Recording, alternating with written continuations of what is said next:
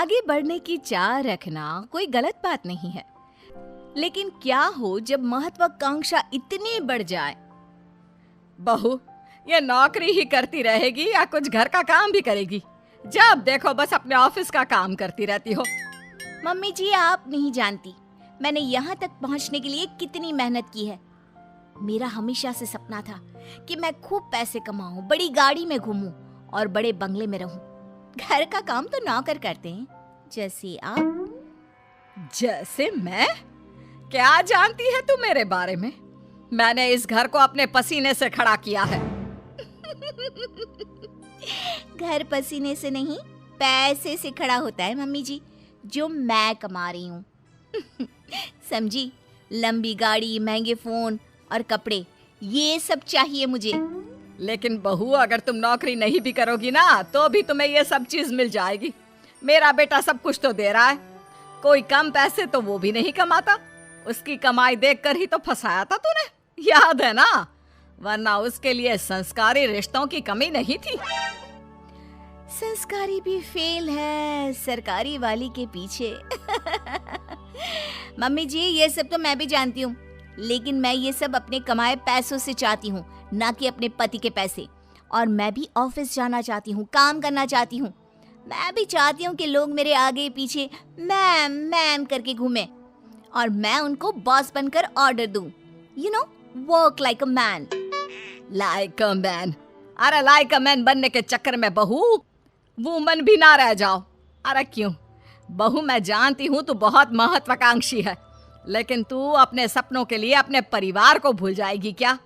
और अगर आगे बढ़ने की इतनी ही चाह थी तो शादी क्यों की? बस कीजिए मम्मी जी, बहुत थक गई हूँ मैं, मुझे आराम करना है। और मेरा खाना प्लीज मुझे मेरे कमरे में ही दे देना, मैं वहीं खाऊंगी।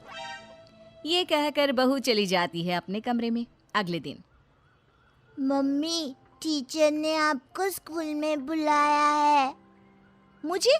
लेकिन क्यों, क्या हो गया? वक्त नहीं है मेरे पास। वैसे हुआ क्या है? फीस तो मैं समय से दे रही हूँ, और क्या चाहिए इन स्कूल वालों को? मम्मी, इस बार मेरे एग्जाम्स में नंबर कम आए तो मैम आपसे मिलना चाहती है। नंबर कम आए हैं तो और पैसे ले लें। क्या है ये, वक्त खराब करते रहते हैं। नंबर कम आए हैं? अरे तभी तो मैं तुझे बोलती रहती हूँ पढ़ ले, और तू है कि पूरा दिन बस वीडियो गेम। देख बहू, तेरे ध्यान न देने का नतीजा इसके नंबर कम आने लग गए हैं। मम्मी जी, कोई बात नहीं है, अभी वो बच्चा है और स्कूल टाइम में ऐसा होता रहता है, समझ जाएगा। वैसे भी हम लोग कमाकर इतना पैसा जमा कर देंगे कि ये बैठ कर खाएगा तो भी खत्म नहीं होगा। बहू, अगर तेरे यही तेवर रहे तो मुझे डर है कि कहीं गोलू तुम्हारे हाथ से ना निकल जाए। इसलिए घर पर ना सही बच्चों पर तो थोड़ा ध्यान दो। मम्मी जी, आप फिक्र मत कीजिए, मैं सब संभाल लूंगी। चलिए ऑफिस के लिए निकलती हूँ। हाथ से बच्चा निकले ना निकले, आप मुझे ऑफिस से जरूर निकलवा देंगी। मैं निकलवा दूंगी? अरे तेरी हरकतें, इसे तो कहना ही बेकार है। लगता है अब विक्रम ही इससे बात करेगा। सास बेटे को फोन करके सारी बात बता देती है। हाँ माँ, तू सही बोल रही है। आखिर हम काम तो मुन्ने के लिए ही कर रहे हैं। अगर वही ठीक नहीं निकला तो मैं बात करता हूँ उससे। शाम को बहू जब काम से घर लौटती है, मम्मी जी, अगर आपको यहाँ किसी चीज की परेशानी थी तो आप मुझसे बोलती, इनको फोन करके बताने की क्या जरूरत थी? क्योंकि तू मेरी बात सुनने को तैयार ही कहाँ होती है। तुझे तो केवल अपने काम की पड़ी होती है। मैंने अपनी परेशानी अपने बेटे को बता दी, अब वही सब यहाँ आकर संभाल सकता है। कुछ दिनों बाद बेटा विदेश से घर आता है। ये सब क्या हो रहा है? मैं नौकरी करने विदेश क्या चला गया? तुमने तो घर के कामों से छुट्टी ही ले ली। अगर मुझे पता होता तुम ऐसा कुछ करोगी तो मैं कभी विदेश ही नहीं जाता। लेकिन मुझे समझ में नहीं आ रहा तुम ऐसा क्यों कर रही हो? तुम घर पर ध्यान क्यों नहीं दे रही? घर के कामों पर क्या ध्यान देना, उनके लिए मम्मी जी है ना। मैं भी तुम्हारी तरह पैसे कमा रही हूँ और अपने सपने पूरे कर रही हूँ। मैं पैसे अपने सपने पूरे करने के लिए नहीं, हम सबके लिए कमाता हूँ, ताकि तुम सब बढ़िया से रहो, तुम्हें किसी चीज की दिक्कत ना हो। और वैसे भी हमें तुम्हारे जॉब करने से कोई प्रॉब्लम नहीं है। प्रॉब्लम ये है कि तुम अपने परिवार के प्रति जिम्मेदारियां पूरी नहीं कर रही हो।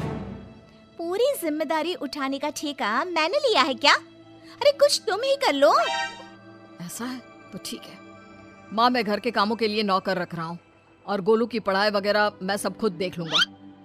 अगले दिन से घर का सारा काम नौकरानी संभाल लेती है और कभी कभी तो वो सास की देखभाल भी करती है।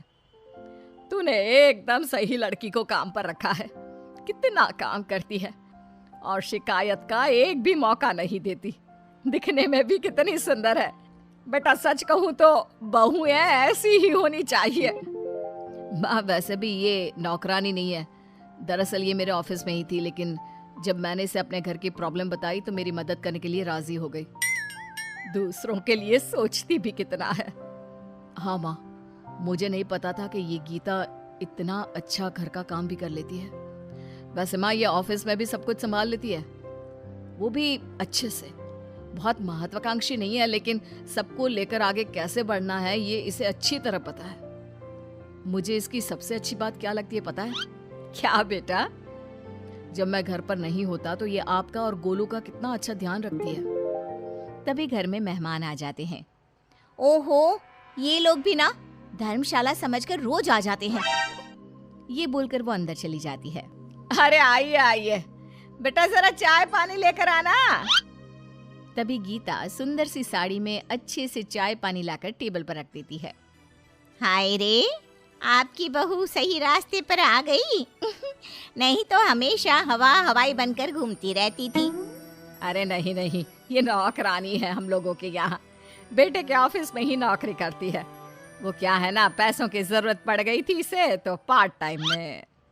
लेकिन कितना अच्छे से काम संभाल लिया है आपका। घर भी चमक रहा है और सब कितना अच्छा लग रहा है। तभी बहू आ जाती है। इसी काम का तो उसे पैसा मिलता है, तो उसे करना ही पड़ेगा ना। कितनी अच्छी लड़की है। काश मैं इसकी शादी तुझसे करवा पाती। मुझे एक अच्छी बहू मिल जाती और तुझे एक अच्छी बीवी। मम्मी जी, आप ये क्या बोल रही हैं? मैं तो बस वही बोल रही हूँ जो मेरे मन में आया। कुछ गलत कहा क्या? ये सुनकर बहू उठकर अंदर चली जाती है और सोचने लगती है।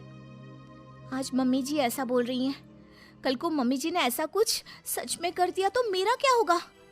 वैसे भी मम्मी जी मेरे से परेशान रहती हैं और मम्मी जी ने इनको दूसरी शादी के लिए मना लिया तो नहीं, मैं ऐसा कुछ नहीं होने दूंगी। मैं इनको एक अच्छी बहू, बीवी और माँ बनकर दिखाऊंगी। उस दिन के बाद से बहू अपने परिवार का ख्याल रखना और एक अच्छी बहू, बीवी और माँ बनना शुरू कर देती है।